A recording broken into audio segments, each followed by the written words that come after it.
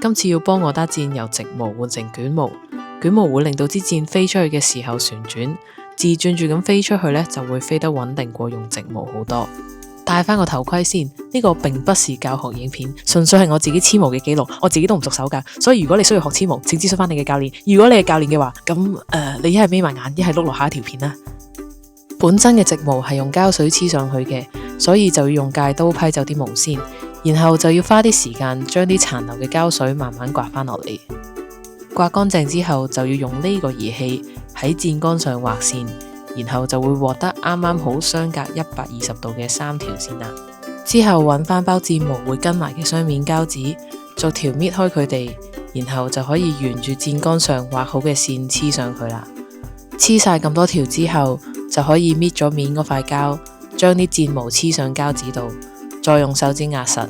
然後就可以無限重複，直到黐晒所有毛為止。呢個時候啲毛如果刮到其他嘢，都仲係會比較容易甩，所以就要再用膠紙喺箭毛嘅頂底分別再包一個圈，咁就會好實淨啦。